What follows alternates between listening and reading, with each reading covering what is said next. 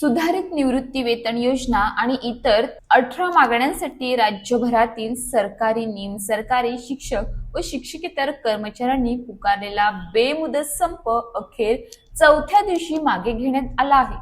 सरकारकडून महत्त्वपूर्ण आश्वासने मिळाल्यानंतर हा निर्णय घेण्यात आल्याची माहिती समन्वय समितीने दिली। 21 एप्रिल पासून सुरू झालेल्या या संपामुळे राज्यातील अनेक शासकीय सेवा विस्कळीत झाल्या होत्या। परिस्थिती लक्षात घेता राज्य शासनाने तातडीने पुढाकार घेत 22 एप्रिलला मुख्य सचिव राजेश अग्रवाल याच्या उपस्थितीत कर्मचारी संघटनांसोबत बैठक घेतली। या बैठकीत अनेक प्रलंबित प्रश्नांवर चर्चा होऊन काही महत्त्वाचे निर्णय आणि आश्वासनं देण्यात आली। सर्वात महत्त्वाचा मुद्दा म्हणजे सुधारित राष्ट्रीय निवृत्ती वेतन योजना संदर्भातील अधिसूचना 1 मार्च 2024 पासून योजना लागू असली तरी त्या संबंधी नियम व कार्यपद्धती जाहीर न झाल्याने सुमारे 6500 निवृत्ती कर्मचारी आणि शिक्षकांना तात्पुरत्या निवृत्ती वेतनाचा लाभ मिळू शकला नव्हता। यामुळे त्यांची आर्थिक अडचण निर्माण झाली होती। यावर तोडगा म्हणून सरकारने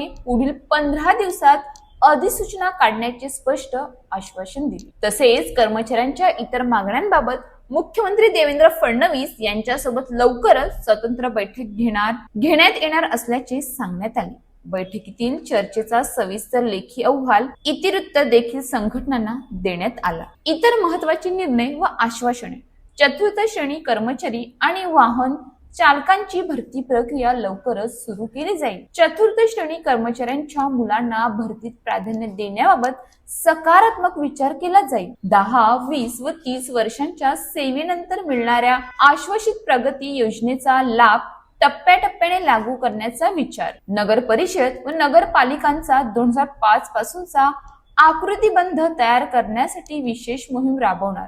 सेवानिवृत्तीचे वय 60 वर्ष करण्याचा प्रस्ताव शासनाच्या विचाराधीन। 15 मार्च 2024 च्या शासन निर्णयातील अडचणींबाबत उपाययोजना करण्याचे आश्वासन। या सर्व आश्वासनाच्या पार्श्वभूमीवर समन्वय समितीची राज्यस्तरीय बैठक घेण्यात आली।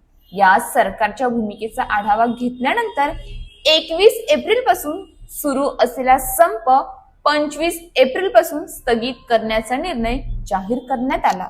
ही घोषणा समन्वय समितीचे निमंत्रक विश्वास काटकर यांनी केली। मात्र सरकारने दिलेली आश्वासनं ठरलेल्या मुदतीत पूर्ण न केल्यास पुन्हा तीव्र आंदोलन छेडण्यात येईल असा स्पष्ट इशारा कर्मचारी संघटनांनी दिला आहे।